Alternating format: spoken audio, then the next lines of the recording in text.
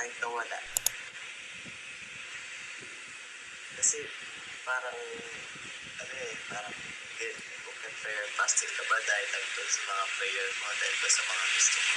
Masyado yung mga answered prayer. Kasi 'di ba yung parang first day pa lang yung message na ng Lord. Even if He does not, He is still good. You still should worship. Kahit na di niya ipagkaloob yung mga prayers mo. It does not mean na wala siyang ginagawa. Kahit wala, kahit sagutin or hindi. Yeah, He is still good. Amen. Baka yung presence ng Lord enough na. Very good. Appear. Summary of what he said. He is basically saying that during the first week of the prayer and fasting, when many people are testifying how they already got answers to some of their prayers, he felt a bit unseen and thought, what about me, Lord? Where are the answers to my prayers? He mentioned that during the 21 days of prayer and fasting in previous years, God answered so many prayers of his. So he started this year's prayer and fasting very excited with that mindset that God did that for him before and he will do it again. And he didn't. At least not the way he expected.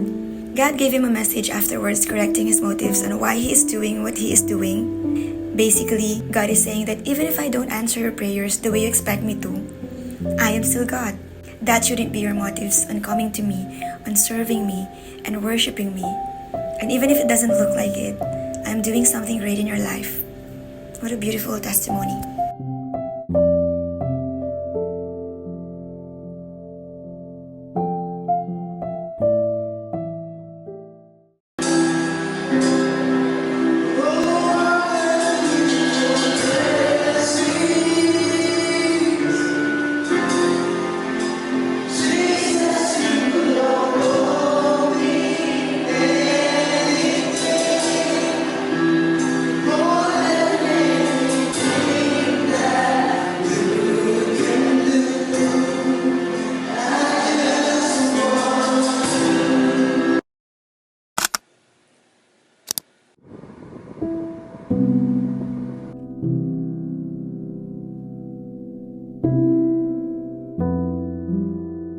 God remains faithful even if we are faithless.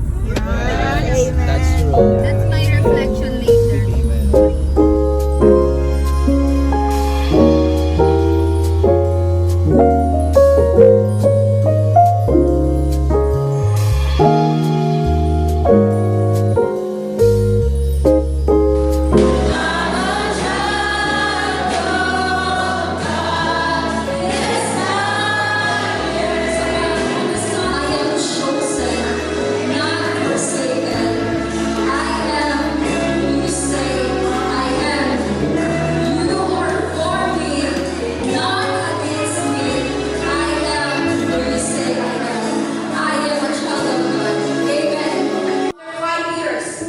Pero ang Panginoong Jesus, alam na niya kung ano ang pagdadaanan mo, kung ano ang mangyayari sa iyo. Nung sila ay nasa mission, first journey, second journey.